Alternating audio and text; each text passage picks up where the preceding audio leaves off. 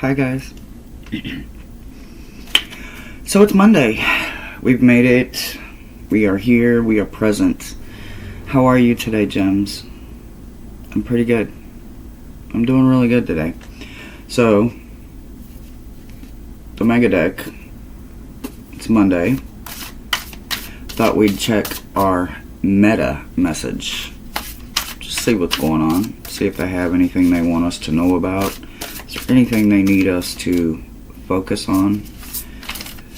Now, prior to this, I spent about 30 minutes shuffling this big girl.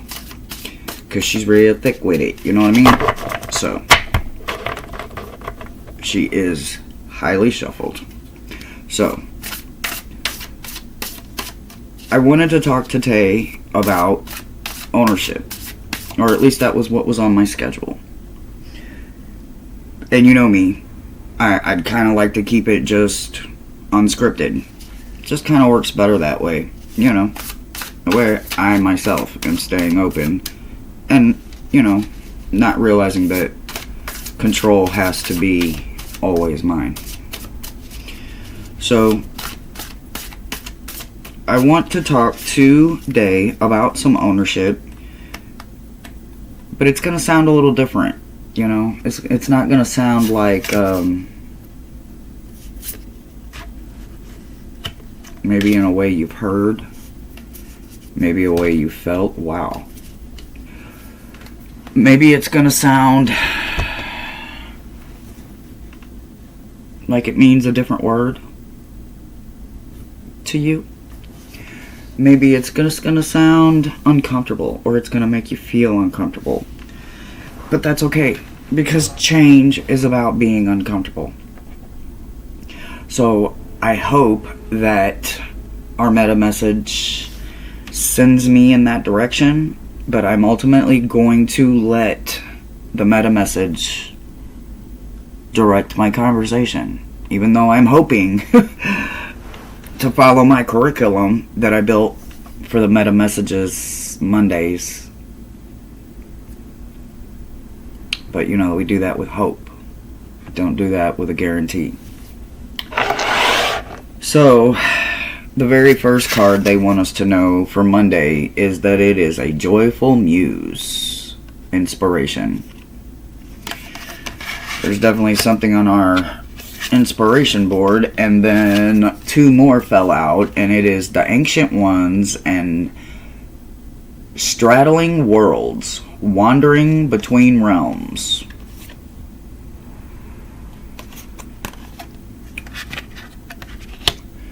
And then this one fell out, the Wailing Tree, Reconciliation.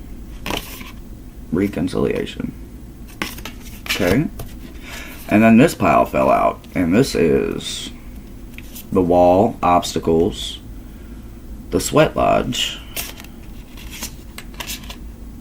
Mini Mask, the Authentic Self. Interesting choice.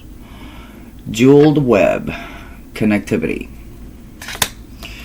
So, for us, I'm not specifying anybody other than the one that needs this or that it resonates with. Because if it doesn't resonate with you guys, you know, don't hold on to it. But remember it, because you might need it to pay it forward to somebody that does need it. So, when we talk about a joyful muse, to me, a muse is about, obviously, inspiration, inspiring you, somebody, one of your guides, one of your beautiful team members that is considered a muse, for inspiration, for crafting, for building, for driving you to get somewhere, to complete something, to start something. It goes good with ownership. So, you have to kind of look at yourself from the inside out when you're looking at it through a muse's eyes, because they weren't there in retrospect. You know what I mean? They might have been there in spirit and they were back there going, no, don't do this! but ultimately we did it anyway. So, let's see how much more we get inspired to keep going down our road. We got the Ancient Ones, Straddling Worlds. So if I put all three of them first ones together, a muse could be trying to guide me to something higher that is reaching out to me, that is trying to get me to realize what I'm doing in my spiritual work and my spiritual growth and my spiritual knowledge. Maybe understanding that if I'm not doing this consciously while I'm awake, and I can meditate and calm the mind and get to those kind of levels and find everything I need, you could be doing it in your sleep. You could be doing it and not even being consciously aware of what you're subconsciously doing in your sleep. But when you will know something, because when you wake up, you're freaking exhausted. You're like, did I sleep? You check, like, yeah, I went to sleep at whatever time last night, and here it is 6, 8, 10 hours later, and I feel exhausted, like I've been literally just working the hardest day of my life. I'll bet you're working in your sleep, and you're not aware of it. Doesn't mean that that's exactly what it is. Strong possibility, though. The Wailing Tree, to me, it's about fixing something. It's letting me know that you can fix it, no matter how broken it is, how much you think you don't understand about it. That doesn't mean that some kind of friendship, some kind of fellowship can't be put back together in some way, if it's nothing else, just for closure. To where I don't wish you ill, I actually have hope for you. Even though we're not going forward together, know that you got my blessing and my hope. Sometimes reconciling can bring you to that point right there, which is closure. But without, again, ownership, your part, the role you played, whether you did it with good intentions or you set out to prove a point, to force somebody into a situation where they have to be forced to take their mask off before they're comfortable or they're ready, that doesn't make it right. But you have to take your ownership. You have to take your part of it. Whether you did it because you were only in pain, or you were lashing out, and you were doing it for fun, your reason is ultimately your reason.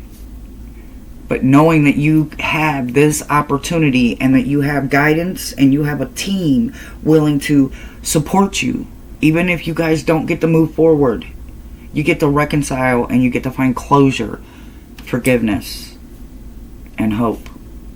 And sometimes that's the most important part. That helps them too. You know, closure needs to be complete.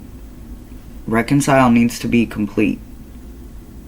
An honest, earnest conversation, bringing two or more to fix, clean up, or rebuild. Whether you build one big city, or you build yours, and on the other side of the mountain they build theirs. Because you need that boundary there. Both sides with that ownership works really good with that message. Behind that beautiful tree that is now healing one way or another, you get to be something that you weren't, that falls right into the authentic self, that falls right into finding something within yourself with this closure, with this ownership, that helps you, makes you recognize this energy, so that the next time it comes into your life, you're like, wait, no, I'm not going down that loophole again, that loophole of insanity, expecting a different outcome. This mask is now off. You don't have to wear it anymore. You can authentically be yourself with the person that you reconciled with, or with somebody brand new down the road. And you don't have to bring that wounded energy, that wounded spirit with you into this new relationship, because they're not them. You can't assume that this person's going to do what that person did or that person did. Don't close doors like that. Closure doesn't mean safe, vaulted Fort Knox. It means that you are back open to something new. Authentically, with no mask on. You don't have to hide that about yourself.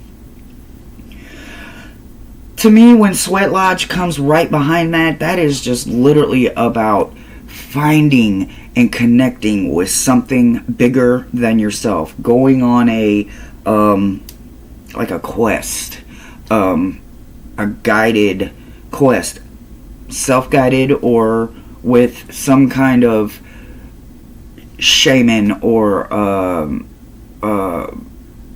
breath analyzer, meditator, somebody that can help you. I'm not sure. I know there's a word, but you guys know how my brain is. But somebody that can guide you and lead you down through the journey, through the quest. Because obviously there's something ahead of us that Meta and all of our guides and Uni really need us to understand. They need us to know that the obstacles that we are headed into, we can overcome them. But because connectivity and this web follows it, they fell together. It lets me know that it takes this connection, this closure, this ownership. It's going to take authenticity. It's going to take all of us, your entire team, to get over this wall. You know, remember this card, connectivity, the wall, okay, quest. You know, it's about what's ahead of us. And it's about knowing that this rekindling or closure is going to help us get through this, because there's another one ahead of us. Isn't there always another one ahead of us, guys? I mean, that's what life's about, right? But it's about taking that knowledge that you learned from the last one and applying it to yourself first, and then being able to pay it forward or project it into the next situation in a more smoothing, positive, productive way. You know, it's about finding that solution quicker instead of making it harder on yourself every single time. Every single time. I know this. Oh my God, I did it for so long.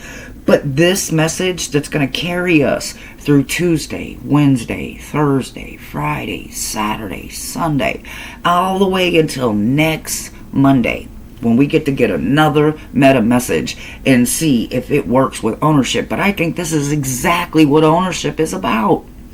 It's about trusting when your team is ready for you to go through all of that all over again. Trust them. Let them guide you. Let them hold you. Let them lift you. Let them support you. Whether they are seen, heard, felt, living, or a being above us that is more knowing, more wiser, more deserving of our time that we should be giving them. Because we have to have this blind faith, right? We have to have this confidence in ourselves to know that there's something up there that just has our back in abundance. We can't see it. We can't taste it. We can't necessarily always feel it either. And it's in those moments that they carry us the most. It's in those moments that we realize, I am not alone. I'm not going through this alone. Whether I have a best friend or a person or a husband, a significant other, a girlfriend, a buddy that you can really just talk to and be yourself with. If you don't have that and you only have solitude, you only have your connection to yourself and to them up there when you're in your meditation, when you're in your quiet time, when you're in your thoughts, this is where you start getting to clear space, because this journey that's ahead of us will stay ahead of us. until we find ownership and the willing to want this unknown. You know, this we have to know. You know, we need to know. Like I said, whether it leads you to a road where you get to reconcile and hopefully pick up where you started or where you left off in a better way, though, or even if it is no more than closure for you and the other party. Either way, if you do it right and you do it authentically and organically, you will have gained so much more than what you had and what you have right now. So be willing to do this for yourself. Be willing to trust in something blindly, faithfully, and unconditionally.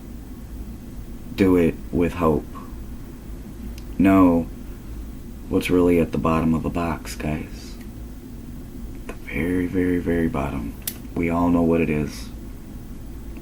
We may call her an ugly name sometimes. Hope is always at the bottom of that box.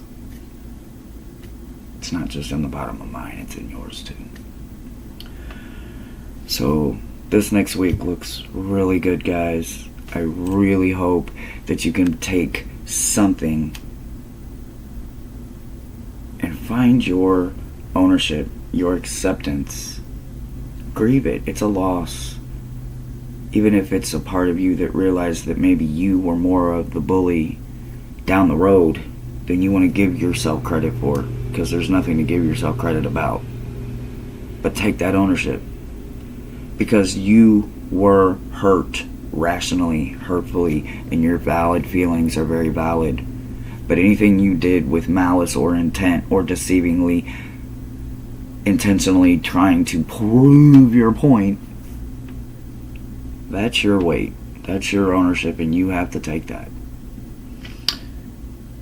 But don't not do it.